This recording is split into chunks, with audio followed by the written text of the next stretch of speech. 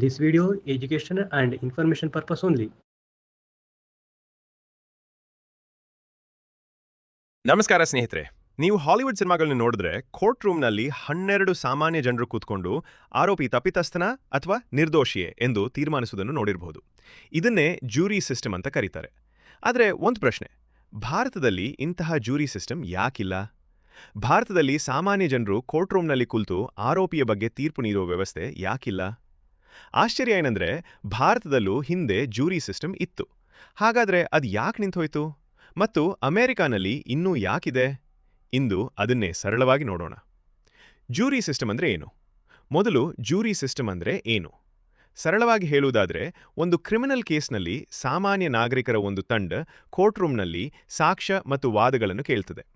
ನಂತರ ಆರೋಪಿ ತಪ್ಪಿತಸ್ಥನ ಅಥವಾ ನಿರ್ದೋಷಿಯೇ ಎಂಬುದರ ಬಗ್ಗೆ ಜ್ಯೂರಿ ತನ್ನ ವರ್ಡಿಕ್ಟ್ ನೀಡುತ್ತದೆ.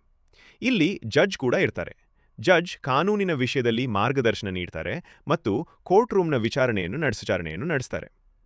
ಆದರೆ ಅನೇಕ ಅಮೆರಿಕನ್ ಕ್ರಿಮಿನಲ್ ಟ್ರಯಲ್ಸ್ನಲ್ಲಿ ಕೇಸ್ನ ಫ್ಯಾಕ್ಟ್ಸ್ ಬಗ್ಗೆ ಅಂತಿಮ ನಿರ್ಧಾರವನ್ನು ಜ್ಯೂರಿ ತೆಗೆದುಕೊಳ್ಳಬಹುದು. ಭಾರತದಲ್ಲೂ ಜ್ಯೂರಿ ಸಿಸ್ಟಮ್ ಇತ್ತೇ? ಹೌದು, ಇತ್ತು. ಬ್ರಿಟಿಷ್ ರೂಲ್ ಸಮಯದಲ್ಲಿ ಭಾರತದ ಕೆಲವು ಪ್ರದೇಶಗಳಲ್ಲಿ ಮತ್ತು ಕೆಲವು ನ್ಯಾಯಾಲಯಗಳಲ್ಲಿ ಜ್ಯೂರಿ ಸಿಸ್ಟಮ್ ಬಳಸಲಾಗುತ್ತಿತ್ತು. ಆದರೆ ಪ್ರತಿಯೊಂದು ಕ್ರಿಮಿನಲ್ ಕೇಸ್ಗೂ ಜ್ಯೂರಿ ಇರಲಿಲ್ಲ. ಕಾಲಕ್ರಮೇಣ ಈ ವ್ಯವಸ್ಥೆಯ ಬಗ್ಗೆ ಹಲವು ಪ್ರಶ್ನೆಗಳು ಮತ್ತು ಟೀಕೆಗಳು ಬಂದವು. ಅದರಲ್ಲೊಂದು ಬಹಳ ಪ್ರಸಿದ್ಧವಾದ ಪ್ರಕರಣ KM Nanavati case. Nanavati case ಏನಾಯಿತು? 1959ರಲ್ಲಿ ನಡೆದ KM ನಾನಾವತಿ ಕೇಸ್ ಭಾರತದ ಲೀಗಲ್ ಹಿಸ್ಟ್ರಿಯಲ್ಲಿ ಬಹಳ ಪ್ರಸಿದ್ಧವಾದ ನೌಕಾಪಡೆ ಅಧಿಕಾರಿ KM ನಾನಾವತಿ ಅವರ ವಿರುದ್ಧ ಕೊಲೆ ಆರೋಪ ಕೇಳಿಬಂದಿತ್ತು. ಈ ಕೇಸ್ಗೆ ಮೀಡಿಯಾದಲ್ಲಿ ಬಹಳಷ್ಟು ಪ್ರಚಾರ ಸಿಕ್ಕಿತ್ತು. ವಿಚಾರಣೆಯ ಸಮಯದಲ್ಲಿ ಜ್ಯೂರಿ ನಾನಾವತಿಯವರು ತಪ್ಪಿತಸ್ಥರಲ್ಲ ಎಂದು ವರ್ಡಿಕ್ಟ್ ನೀಡಿತು. ಆದರೆ ಪ್ರಕರಣವನ್ನು ನೋಡುತ್ತಿದ್ದ ಜಡ್ಜ್ ಆ ವರ್ಡಿಕ್ಟ್ ಅನ್ನು ಒಪ್ಪಲಿಲ್ಲ. ಅಂದ್ರೆ ಜ್ಯೂರಿ ಒಂದು ರೀತಿಯ ತೀರ್ಪು ನೀಡಿತು, ಆದರೆ ಜಡ್ಜ್ ಅದನ್ನು ಸರಿಯೆಂದು ಒಪ್ಪಲಿಲ್ಲ. ಆ ಕಾರಣದಿಂದ ಪ್ರಕರಣವನ್ನು ಬಾಂಬೆ ಹೈಕೋರ್ಟ್ಗೆ ಕಳುಹಿಸಲಾಯಿತು. ನಂತರ ಹೈಕೋರ್ಟ್ ಈ ಪ್ರಕರಣವನ್ನು ವಿಚಾರಿಸಿತು. ಈ ಘಟನೆ ನಂತರ ಜ್ಯೂರಿ ಸಿಸ್ಟಮ್ ಸರಿಯಾಗಿ ಕೆಲಸ ಮಾಡುತ್ತಿದೆಯೇ ಎಂಬ ಪ್ರಶ್ನೆಯ ಬಗ್ಗೆ ದೊಡ್ಡ ಚರ್ಚೆ ನಡೆಯಿತು. ಭಾರತ ಜ್ಯೂರಿ ಸಿಸ್ಟಮ್ ಅನ್ನು ಯಾಕೆ ಕೈಬಿಟ್ಟಿತು? ಇದಕ್ಕೆ ಒಂದೇ ಒಂದು ಕಾರಣ ಇರಲಿಲ್ಲ, ಹಲವು ಕಾರಣಗಳಿದ್ದವು. ಒಂದು, ಮೀಡಿಯಾ ಇನ್ಫ್ಲೂಯೆನ್ಸ್. ಬಹಳ ಸೆನ್ಸೇಷನಲ್ ಆಗಿರೋ ಕೇಸಸ್ನಲ್ಲಿ ಮೀಡಿಯಾ ಕವರೇಜ್ ಜಾಸ್ತಿ ಆಗಿರುತ್ತದೆ.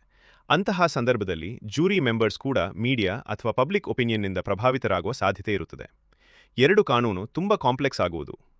ಇಂದಿನ ಕ್ರಿಮಿನಲ್ ಕೇಸಸ್ನಲ್ಲಿ forensic evidence, digital evidence, financial records, scientific reports ಮುಂತಾದವು ಬರುತ್ತವೆ.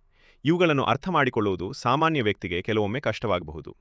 3, ಕನ್ಸಿಸ್ಟೆನ್ಸಿ. ಜಡ್ಜ್ಗಳು ಕಾನೂನು ತರಬೇತಿ ಪಡೆದಿರ್ತಾರೆ. ಅವರು ಲೀಗಲ್ ಪ್ರಿನ್ಸಿಪಲ್ಸ್ ಅನ್ನು ವಿವಿಧ ಕೇಸಸ್ನಲ್ಲಿ ಅನ್ವಯಿಸುತ್ತಾರೆ. ಆದರೆ ಜ್ಯೂರಿಯಲ್ಲಿ ಸಾಮಾನ್ಯ ನಾಗರಿಕರು ಇರುವುದರಿಂದ ವಿಭಿನ್ನ ಜ್ಯೂರಿಗಳು ಒಂದೇ ರೀತಿಯ ವಿಷಯದಲ್ಲಿ ವಿಭಿನ್ನ ರೀತಿಯ ನಿರ್ಧಾರಕ್ಕೆ ಬರುವ ಸಾಧ್ಯತೆ ಇರುತ್ತದೆ.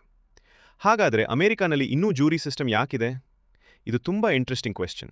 ಅಮೆರಿಕಾದಲ್ಲಿ ಜ್ಯೂರಿ ಸಿಸ್ಟಮ್ಗೆ ಬಹಳ ಹಳೆಯ ಕಾನ್ಸ್ಟಿಟ್ಯೂಷನಲ್ ಮತ್ತು ಹಿಸ್ಟಾರಿಕಲ್ ಇಂಪಾರ್ಟೆನ್ಸ್ ಇದೆ. ಅಮೆರಿಕಾದ ಸಂವಿಧಾನವು ಕೆಲವು ರೀತಿಯ ಪ್ರಕರಣಗಳಲ್ಲಿ ಜ್ಯೂರಿ ಟ್ರಯಲ್ಗೆ ರಕ್ಷಣೆ ನೀಡುತ್ತದೆ. ಅಲ್ಲಿನ ಬೇಸಿಕ್ ಐಡಿಯಾ ಏನಂದ್ರೆ, ನ್ಯಾಯದ ಪ್ರಕ್ರಿಯೆಯಲ್ಲಿ ಸಾಮಾನ್ಯ ನಾಗರಿಕರು ಭಾಗವಹಿಸಬೇಕು. ಆದರೆ ಒಂದು ಮುಖ್ಯ ವಿಷಯ, ಅಮೆರಿಕಾನಲ್ಲಿ ಪ್ರತಿಯೊಂದು ಕ್ರಿಮಿನಲ್ ಕೇಸ್ ಕೂಡ ಜ್ಯೂರಿ ಮುಂದೆ ಟ್ರಯಲ್ ಹೋಗೋದಿಲ್ಲ. ಕೆಲವು ಪ್ರಕರಣಗಳಲ್ಲಿ ಟ್ರಯಲ್ ಶುರುವಾಗುವ ಮೊದಲೇ ಆರೋಪಿ ಮತ್ತು ಪ್ರಾಸಿಕ್ಯೂಷನ್ ನಡುವೆ ಕಾನೂನುಬದ್ಧ ಒಪ್ಪಂದದ ಮೂಲಕ ಪ್ರಕರಣ ಮುಕ್ತಾಯವಾಗಬಹುದು. ಜ್ಯೂರಿ ಸಿಸ್ಟಮ್ನ ಅಡ್ವಾಂಟೇಜಸ್. ಹಾಗಾದರೆ ಜ್ಯೂರಿ ಸಿಸ್ಟಮ್ನಲ್ಲಿ ಅಡ್ವಾಂಟೇಜಸ್ ಏನು? ಮೊದಲನೇದು, ಪಬ್ಲಿಕ್ ಪಾರ್ಟಿಸಿಪೇಷನ್. ಸಾಮಾನ್ಯ ಜನರು ನ್ಯಾಯದ ಪ್ರಕ್ರಿಯೆಯಲ್ಲಿ ಭಾಗವಹಿಸ್ತಾರೆ. ಎರಡನೇದು, ಡೆಮೊಕ್ರಾಟಿಕ್ ಚೆಕ್. ಸರ್ಕಾರದ ಅಧಿಕಾರದ ಮೇಲೆ ಸಾಮಾನ್ಯ ನಾಗರಿಕರ ಭಾಗವಹಿಸುವಿಕೆ ಒಂದು ರೀತಿಯ ಬ್ಯಾಲೆನ್ಸ್ ನೀಡುತ್ತದೆ. ಮೂರನೇದು, ಸೋಷಲ್ ಪರ್ಸ್ಪೆಕ್ಟಿವ್. ಸಮಾಜದ ಸಾಮಾನ್ಯ ದೃಷ್ಟಿಕೋನವು ನ್ಯಾಯದ ಪ್ರಕ್ರಿಯೆಯಲ್ಲಿ ಪ್ರತಿಫಲಿಸಬಹುದು. ಜ್ಯೂರಿ ಸಿಸ್ಟಮ್ನ ಚಾಲೆಂಜಸ್. ಆದರೆ ಚಾಲೆಂಜಸ್ ಕೂಡ ಇವೆ. Media influence. ಇಮೋಷನಲ್ ಡಿಸಿಷನ್ಸ್ ಆಗುವ ಸಾಧ್ಯತೆ. ಕಾಂಪ್ಲೆಕ್ಸ್ ಲೀಗಲ್ ಮತ್ತು ಸೈಂಟಿಫಿಕ್ ಎವಿಡೆನ್ಸ್ ಅರ್ಥ ಮಾಡಿಕೊಳ್ಳುವ ಕಷ್ಟ. ಮತ್ತು ಟ್ರಯಲ್ ದೀರ್ಘವಾಗುವ ಹಾಗೂ ದುಬಾರಿಯಾಗುವ ಸಾಧ್ಯತೆ.